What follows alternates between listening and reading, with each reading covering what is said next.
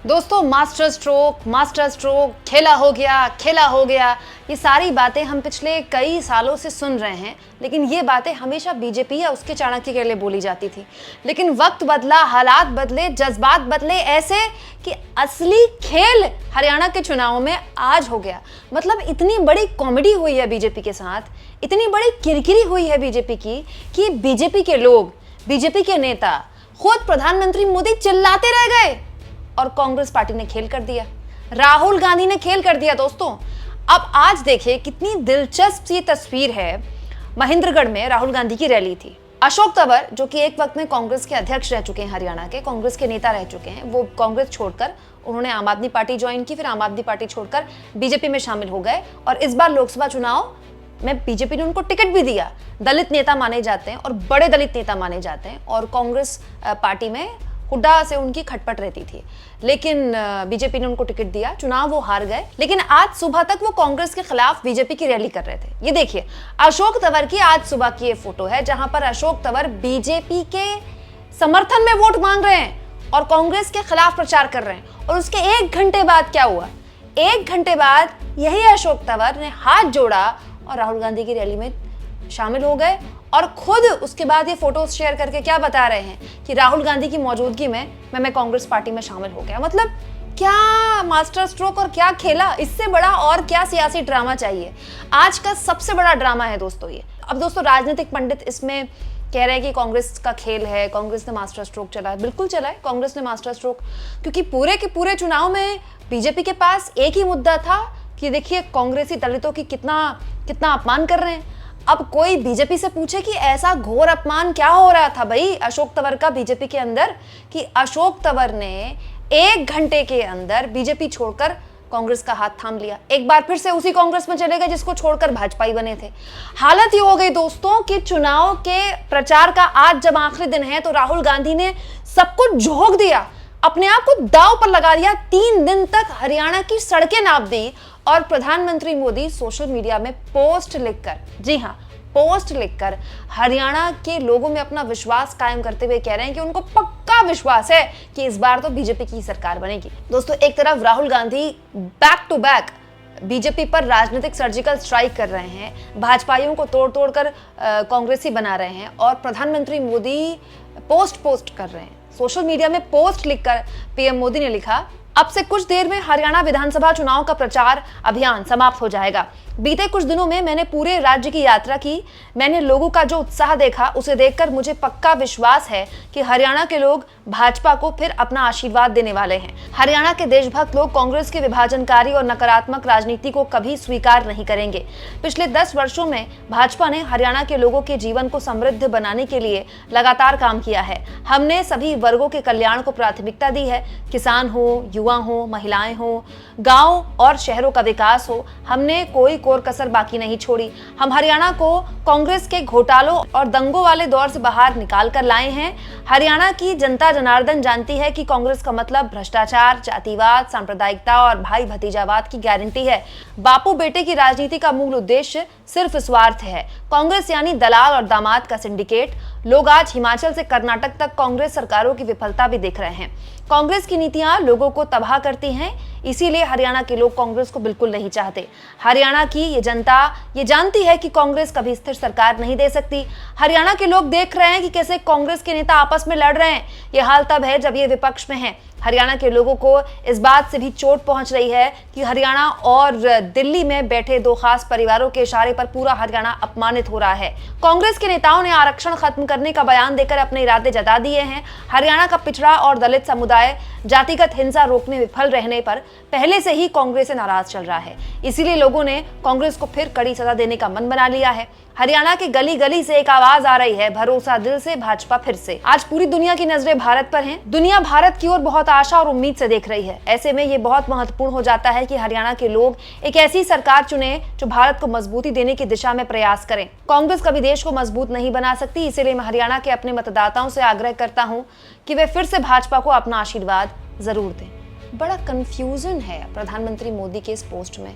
मैं तो ये सोच रही हूँ कि पीएम को इतना विश्वास है कि फिर से हैट्रिक लगाने जा रही है बीजेपी, तो मोदी जी पोस्ट में क्यों लिख रहे हैं? मोदी जी को कम से कम इन 3 दिनों में जब प्रधानमंत्री मोदी ने 3 दिन पहले ही पैकअप कर दिया, कम से कम मोदी जी आराम से 5-6 रोड शो तो कर ही देते, और रैलियां तो मोदी जी हमारे एक दिन में 5-5 कर लेते हैं। तो फिर ऐसा क्या हो गया कि इतनी गंभीर बात मोदी जी इतने लंबे चौड़े पोस्ट में लिख रहे हैं। और हैरानी तो ये कि प्रधानमंत्री ये कह रहे हैं कि पिछड़ा और दलित समुदाय हिंसा देखकर कांग्रेस से बहुत नाराज है, और उनके पार्टी के इतने बड़े दलित चेहरे अशोक तंवर, जिनको उनकी पार्टी ने टिकट दिया, वो जिस वक्त प्रधानमंत्री शायद ये पोस्ट लिख रहे होंगे या पोस्ट करने की तैयारी कर रहे होंगे, अशोक तंवर राहुल गांधी की रैली में चले गए, कांग्रेस का साफा पहन लिया, कांग्रेस में शामिल हो गए मोदी जी। दोस्तों हमारे यहाँ तो आपको पता ही है, नेताओं से बड़ा मौसम वैज्ञानिक कोई होता नहीं। हमारे यहाँ के नेताओं को सब पता होता है किस ओर हवा चल रही है, किस ओर आंधी आ रही है या किस ओर सुनामी आ रही है। जैसा कि योगेंद्र यादव कह चुके हैं दोस्तों कि अब हरियाणा का चुनाव 3 संभावनाओं पर टिका हुआ है। 1, या तो कांग्रेस की आंधी है, 2, या कांग्रेस की लहर है, 3, या कांग्रेस की सुनामी है। इन तीनों ही संभावनाओं में बीजेपी की तो कहीं सरकार नहीं बन रही। लेकिन जब अशोक तंवर के लेवल के नेता, अशोक तंवर कोई छोटे नेता नहीं है, कांग्रेस में थे तो भी प्रदेश अध्यक्ष रह चुके हैं, बीजेपी ने उनको टिकट दिया था सिरसा से, हालांकि वो जीत नहीं पाई, कुमारी शैलजा जीत गई, लेकिन अशोक तंवर कोई छोटी हस्ती नहीं है। जब अशोक तंवर इतना बड़ा रिस्क ले रहे हैं कि वो 1 घंटे पहले बीजेपी की रैली में बीजेपी के नाम पर वोट मांग रहे हैं और 1 घंटे बाद राहुल गांधी की रैली में शामिल हो रहे हैं, तो आप सोचिए उन्हें कितना कैलकुलेटिव रिस्क लिया है अशोक तंवर ने। अशोक तंवर के पास ऑप्शन था, वो बीजेपी की रैली में ना जाते, लेकिन उनको ये बात पता थी कि कहीं भी अगर भनक लग जाती कि वो कांग्रेस में शामिल होने वाले हैं तो शायद कुछ बड़ा हो सकता था या उनका प्लान कहीं कैंसिल ना करवा दिया जाता। तो पहले से ही जो उनका शेड्यूल बनाया गया था, क्योंकि पार्टी शेड्यूल बनाती है कि इस नेता को यहाँ प्रचार करवाया है, इस नेता की यहाँ रैली लगवाई है, तो पार्टी का शेड्यूल जो तय होगा, अशोक तंवर वो गए होंगे, पार्टी के शेड्यूल के हिसाब से उन्होंने रैली को संबोधित किया होगा, और जैसे ही रैली खत्म हुई सीधे वो पहुंच गए राहुल गांधी के पास। राहुल गांधी के सामने उन्होंने राहुल गांधी से हाथ मिलाया, और भूपेंद्र सिंह हुड्डा, जिनसे नाराज होकर उन्होंने कांग्रेस पार्टी छोड़ी थी, हुड्डा ने उनको कांग्रेस का साफा पहनाया, हाथ जोड़कर वो कांग्रेसी हो गए। क्या अशोक तंवर नहीं जानते थे कि वो अगर 1 घंटे पहले बीजेपी के लिए वोट मांगेंगे और 1 घंटे बाद कांग्रेसी बन जाएंगे तो लोग उनका कितना मजाक उड़ाएंगे, उनकी पार्टी का कितना मजाक उड़ाएंगे। लेकिन नेता दोस्तों 1 कदम आगे की सोचता है, नेता अपने मजाक से आगे की सोचता है, अपने भविष्य के बारे में सोचता है, और अशोक तंवर के पास तो अपना लंबा राजनीतिक करियर अभी बचा हुआ है। दोस्तों अशोक तंवर ठीक 1 दिन पहले वोटिंग से कांग्रेस में शामिल हुए हैं। ऐसा तो है नहीं कि अब उनको कोई टिकट विकेट मिल सकता है, टिकट विकेट मिलना नहीं, ना उनके अपनों को कोई टिकट विकेट मिलना है, तो अशोक तंवर क्यों शामिल हुए? जाहिर सी बात है दोस्तों, अशोक तंवर हरियाणा के रहने वाले हैं, अशोक तंवर को आगे भी हरियाणा में राजनीति करनी है। उनको ये दिखाई दे रहा है कि विपक्ष में बैठकर भी अगर आप बीजेपी के साथ हैं तो आपको कुछ हासिल नहीं होने वाला है। कहीं ऐसा तो नहीं कि जो आशंका योगेंद्र यादव जता रहे हैं, बहुत से राजनीतिक पंडित जता रहे हैं कि कांग्रेस की अंत में आते आते ऐसी सुनामी आएगी कि 60+ और हो सकता है कि 70+ भी कांग्रेस चली जाए, हो सकता है, मुझे नहीं पता, मैं हरियाणा में उतरी नहीं हूँ फील्ड में तो मैं कह नहीं सकती, लेकिन लोग ये कह रहे हैं कि अंत में क्योंकि लड़ाई कांग्रेस और बीजेपी में आके ही रुक गई है, इसीलिए 60+ तो बड़े आराम से कांग्रेस खींच लेगी, और ऐसी स्थिति में फिर शायद बीजेपी के पास विपक्ष की राजनीति करने का भी मौका छूट जाए। इसीलिए अशोक तंवर अपने हरियाणा की राजनीति में भविष्य को सिक्योर करने के लिए कुछ इस तरह से खेल कर गए बीजेपी के साथ। बताइए दोस्तों कितनी शर्मिंदगी है बीजेपी के लिए कि मोदी जी यहाँ लंबा चौड़ा पोस्ट लिख रहे हैं, पोस्ट लिखकर बता रहे हैं कि वो उनको 100% श्योरिटी है कि वो हैट्रिक लगाने जा रहे हैं हरियाणा में, और यहाँ अशोक तंवर उनकी तमाम दावों को तथा बताते हुए बड़े आनंद के साथ हाथ जोड़कर राहुल गांधी की मौजूदगी में कांग्रेस पार्टी में शामिल हो जाते हैं। दोस्तों इस पर कांग्रेस पार्टी के प्रवक्ता पवन खेड़ा ने एक बड़ी दिलचस्प चीज लिखी है। उन्होंने कहा, बेचारे खट्टर जी हमारे दलित नेताओं को भाजपा में शामिल करवाने की मनोहर कहानियां सुनाते सुनाते अपने ही दलित नेता गवा बैठे। खट्टर साहब ने गलती की थी, बीच चुनाव में पता नहीं किससे पूछ के ये ऑफर दे दिया कुमारी शैलजा को कि आपका इंतजार हो रहा है, आइए बीजेपी में। कुमारी शैलजा ने पलट के कह दिया कि मैं तो कांग्रेस के झंडे में लिपट कर जाऊंगी, मतलब जब तक सांसें लूंगी तब तक कांग्रेस ही रहूंगी। और ये कहकर कुमारी शैलजा ने अपना कद बढ़ा लिया।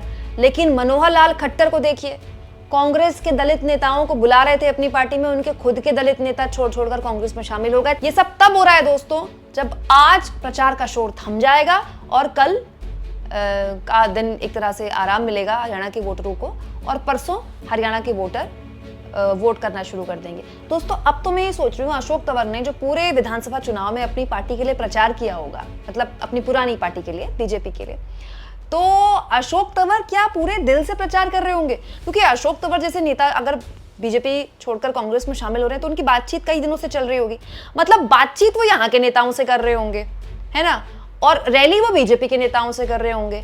तो ये बातें तो बीजेपी के लिए कही जाती थी कि बीजेपी ने कई मुखबिर छोड़ रखे हैं अपने कांग्रेस के अंदर। कहीं ऐसा तो नहीं कि बीजेपी के अंदर भी कई मुखबिर हैं कांग्रेस के? अब बताइए, अशोक तंवर अचानक से हृदय परिवर्तन थोड़ी हुआ होगा अशोक तंवर का कि बीजेपी की रैली कंप्लीट करके कांग्रेस में शामिल हो गए। कई दिनों से बातचीत चल रही होगी। अशोक तंवर इधर से कांग्रेस से बातचीत कर रहे हैं और उधर मोदी जी के लिए प्रचार कर रहे हैं, उनकी पार्टी के लिए प्रचार कर रहे हैं। दोस्तों बात बात पर मास्टर स्ट्रोक मारने वाली पार्टी के साथ जो इतना बड़ा खेल कांग्रेस पार्टी ने, वो भी वोटिंग से एक दिन पहले कर दिया है, इसको आप किस तरह से लेते हैं? कमेंट बॉक्स में जरूर लिखें और जितना हो सके चैनल को शेयर करें, सब्सक्राइब करें और थैंक्स और ज्वाइन के ऑप्शन से अगर आप चाहें तो कुछ आर्थिक मदद भी चैनल की जरूर करें।